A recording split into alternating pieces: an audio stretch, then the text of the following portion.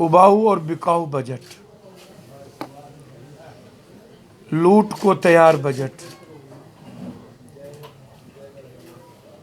BJP का मतलब मुझे लगता है भारत को बेचने का प्लान। एलआईसी को बेचने पर उतारू हैं।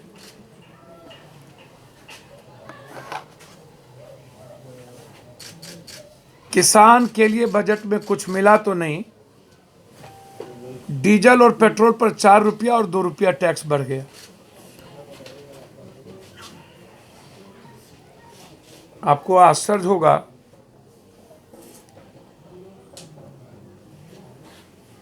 तालाबंदी के समय अर्थशास्त्री सब्यसाची ने स्पष्ट रूप से कहा था भारत को अपने जगह पर आने में 13 साल कम से कम लगेंगे। 62% टैक्स पेट्रोल भारत और केंद्र राज्य 62% टैक्स देता है।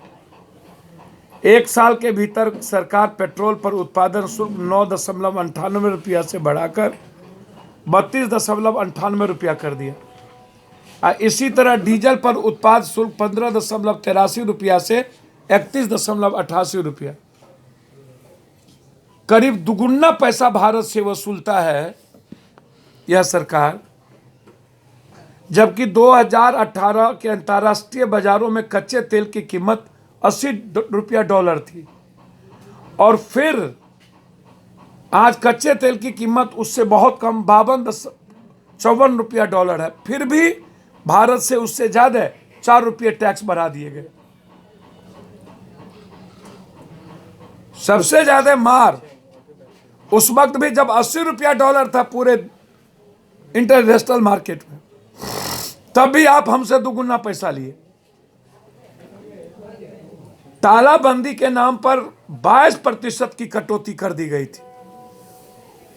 गरीबों का अनाज दिया गया, लेकिन दाल और इसकी बात की गई, सब्जी, तेल, जलावन, मसाला, गैस की बात उसमें कहीं प्रावधान ही नहीं था। मुझे एक बात समझ में नहीं आती है, 1991 में लोगों की जो हालत थक चुकी थी, अर्थशास्त्री का यह कहना है कि 6 साल में एक ही तरह की खरीद देखी गई है, कोई बदलाव नहीं आया है भारत के लोगों के बीच। तालाबंदी के दौरान यह ट्रेंड और भयानक हो गया, नौकरी गई, कमाई कम हो गई।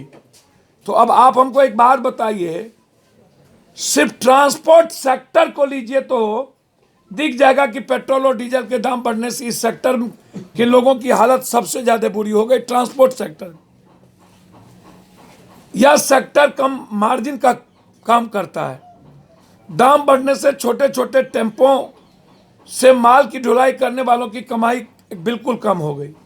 2020 में ICRA की रिपोर्ट के है कि ट्रांसपोर्ट सेक्टर 20% तक सिकुड़ के मात रह गया। 80% लगभग ट्रांसपोर्ट सेक्टर फेल होगी। मतलब है कि लाखों लोग रोजगार से बाहर हो गए, उनकी बेहद कमाई खत्म हो गई और ऐसे लोगों को सरकारी मदद नहीं मिली। 2012 में घरेलू बचत हिस्सा GDP 24% था और 2018 में वो घट करके 17% हो गया।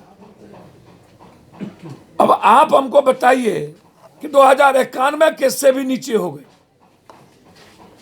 प्रधानमंत्री के आर्थिक सलाहकार परिषद के पूर्व सदस्य रतिन राव का कहना है बिहार में जो विकास की कहानी है वो सिर्फ 10 करोड़ लोगों तक सीमित है मात्र। ये रतिन राव जो प्रधानमंत्री के पूर्व सलाहकार है वो कह रहे हैं यही 10 करोड़ जो खाता खरीदता है उसी से विकास दर तेजी आती है। 1 अरब से अधिक की आबादी की तुलना में यह कितना कम है, इसको आप समझ लीजिए। अब आप हमको एक बात बताइए, मैं आपको बहुत क्लियर पूछना चाहूंगा। इसका मतलब यह हुआ कि 10 करोड़ के बाद आबादी की बाकी हिस्सा जो निम्न और मध्य वर्ग है वो गरीब है। इस पर कोई मतलब कोरामीन की जरूरत है तो सरकार उसको पैरासीटामोल दे रही है। आप ऐसे समझिए कि लाइव मिंट में विवेक कौल ने लिखा है कि पिछली तिमाही भारत की जीडीपी शुक्र कर 134 लाख करोड़ की हो गई थी। अनुमान है कि नए वित्त वर्ष में 149.2 लाख करोड़ की होगी। 2019-20 में भारत की जीडीपी 145.7 लाख करोड़ की हो गई। अब आप सोचिए कि विकास का क्या होगा, या सोचने की जरूरत है।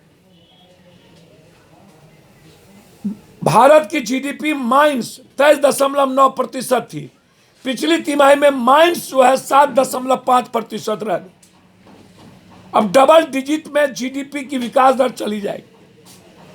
ऐसा क्या कमाल होने जा रहा है? आपके पास 100 रुपये थे, उसकी कीमत घटकर 80 रुपया हो गई। और इसमें सुधार के लिए 80 से 90 होगा, तब कोई कहा जा सकता है कि तेज रफ्तार। असली विकास तब माना जाएगा जब 100 रुपया 111 रुपया होगा, और अभी 80 रुपया है। GDP minus 23.9%।